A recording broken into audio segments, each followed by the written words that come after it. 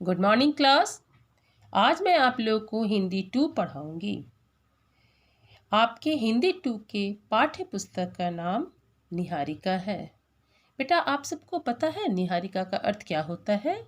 निहारिका का अर्थ होता है आकाश में कोहरे की तरह छाया हुआ प्रकाश पुंज जो रात में सफ़ेद धारी की तरह दिखाई देता है।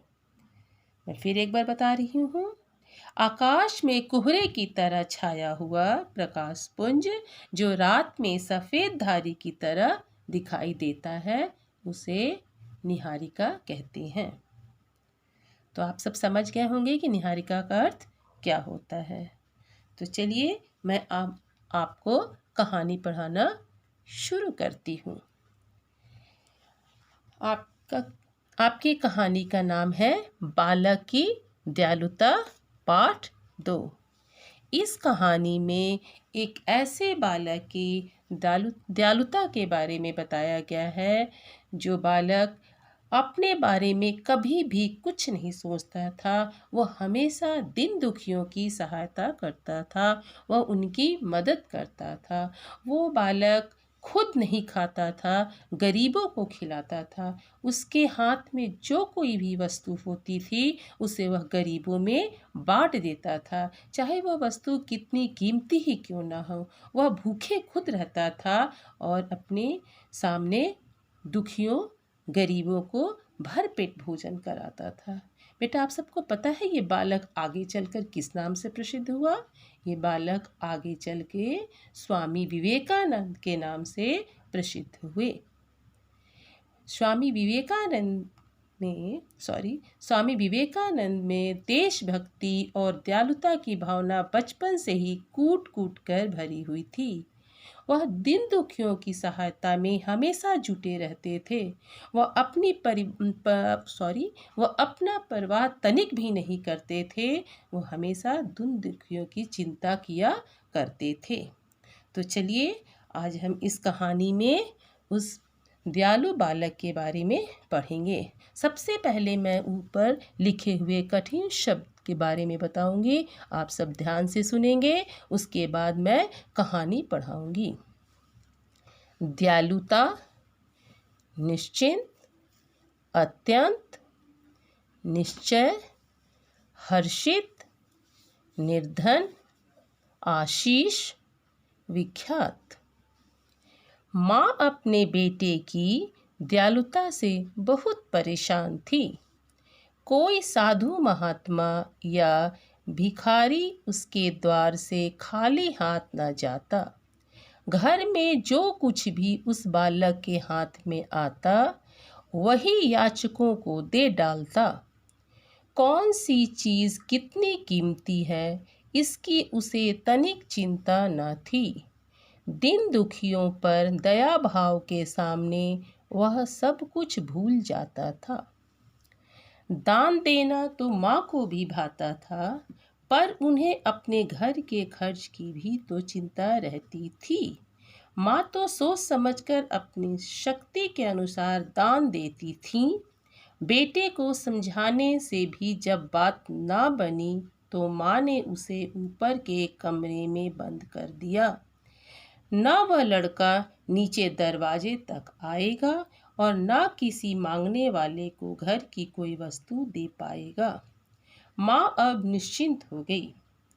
तो बेटा, आप सबने देखा इस कहानी में वह बालक इतना दयालु था कि उसकी दयालुता से उसकी माँ परेशान होकर के उसे घर के एक ऊपर वाले कमरे में बंद कर दे कि ना वो नीचे रहेगा, ना घर की कोई भी सामान, कीमती से कीमती सामान वह गरीबों को दे सकेगा। माँ उसे कमरे में बंद करके निश्चिंत हो गई कि अब घर का कोई भी सामान गरीबों को नहीं देगा। चलिए आगे मैं पढ़ी हूँ। पर बेटा भी कम ना था। वह तो तू डाल डाल मैं पात पात की नीति पर चलने वाला था। ऊपर कमरे में बंद पड़े पड़े उसका मन अत्यंत उदास हो गया। तभी नीचे द्वार पर भिखारी की पुकार सुनाई पड़ी। बालक ने खिड़की से नीचे झांक कर देखा। एक भिखारी नीचे द्वार पर खड़ा था। उसके शरीर पर वस्त्रों के नाम पर केवल कुछ चिथड़े थे। चिथड़े मतलब फटे हुए कपड़े पहने हुए था वह भिखारी। उसका शरीर हड्डियों का ढांचा मात्र दिखाई पड़ रहा था। उसकी दशा देखकर बालक का मन करुणा से भर आया। उसने निश्चय किया कि वह भिखारी को अपने द्वार से खाली हाथ नहीं लौटने देगा। उस कमरे में कई संदूक रखे थे। बालक ने एक संदूक में से कुछ कपड़े निकाले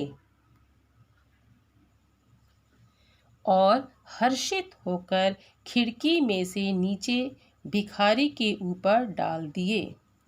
उस अधनंगे निर्धन भिखारी की सहायता करके बालक को बहुत खुशी हुई। भिखारी बालक को आशीष देता हुआ वस्त्र लेकर चला गया। ध्यान रखें, माता पिता की अनुमति के बिना घर की कोई वस्तु किसी को दान देना उचित नहीं है, पर अपने अत्यंत दयालु स्वभाव के कारण उस बालक को इस गलती में भी अच्छाई दिखाई देती थी। बच्चों को दीन दुखियों की सहायता करने में तो पीछे नहीं रहना चाहिए, पर किसी को कोई वस्तु देने से पहले अपने माता पिता की अनुमति अवश्य ले लेनी चाहिए। तुम जानना चाहोगे कि वह दयालु बालक कौन था? वह बालक था नरेंद्र। अब भी नहीं समझे? हाँ, वही बालक नरेंद्र बड़ा होकर स्वामी विवेकानंद के नाम से विश्व भर में विख्यात हुआ। तो बेटा, मैंने कहानी पढ़ाने से पहले ही बताया था कि वह दयालु बालक कौन था? स्वामी विवेकानंद। स्वामी विवेकानंद का बचपन का नाम नरेंद्र था। तो आप सब समझ गए होंगे कि स्वामी विवेकानंद बचपन में कितने दयालु थे और बड़े होकर वो देश की सेवा किए। देशभक्ति उनमें कूट कूट करके भरी हुई थी। तो चलिए मैं आगे का अभ्यास कार्य आपको कराती हूँ। शब्दार्थ: दयालुता, दयालु होने का भाव। निश्चिंत, चिंता रहित, बेफिक्र। हर्षित, प्रसन्न। अनुमति, स्वीकृति या इजाजत। विश्व, संसार। याचकों, मांगने वालों। मात्र, केवल, सिर्फ। आशीष, आशीर्वाद, अच्छी दुआएं। दयालु, दया करने वाला। विख्यात, प्रसिद्ध। बेटा चलिए मैं नीचे के कुछ एक्सरसाइज दिए हुए हैं वो भी करा देती हूँ। मैंने प्रश्न उत्तर PDF के माध्यम से भेज दिया है।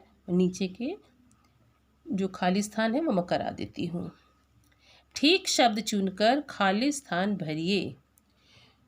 क, जो कुछ भी उस बालक के हाथ में आता वही डैश को दे डालता। इसमें हम भरेंगे याचकों। क्या भरेंगे? याचकों। नंबर 1, याचकों। ख, माँ को घर के खर्च की भी डैश रहती थी।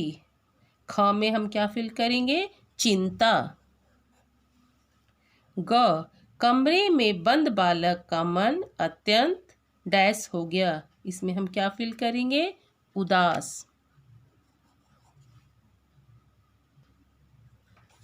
अब नंबर 3 में आइए। पाठ के अनुसार ठीक उत्तर पर सही का निशान लगाएं।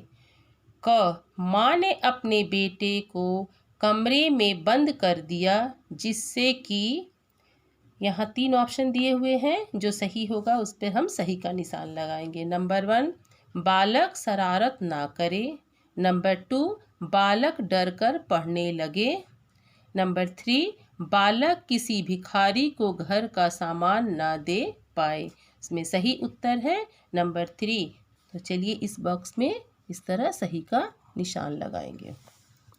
ख, द्वार पर खड़ा हुआ भिखारी। नंबर 1, खूब मोटा ताजा था। नंबर 2, दुबला था फटे हुए कपड़े पहने था। नंबर 3, गाना गा रहा था। सही उत्तर है नंबर 2। इसके सामने वाले बॉक्स में सही का निशान लगाएंगे। ग, बालक सभी भिखारियों को दान देता था। इससे पता चलता है कि वह नंबर 1, मूर्ख था। नंबर 2, अपने घर की हानि करना चाहता था। नंबर 3, गरीबों पर बहुत अधिक दया करता था। सही उत्तर है नंबर 3। तो चलिए इसके सामने वाले बॉक्स में सही का निशान लगाएंगे। तो बेटा मैं आशा करती हूँ कि आप सबको ये कहानी समझ में आ गया होगा। ठीक है, नेक्स्ट क्लास में फिर मिलेंगे। धन्यवाद।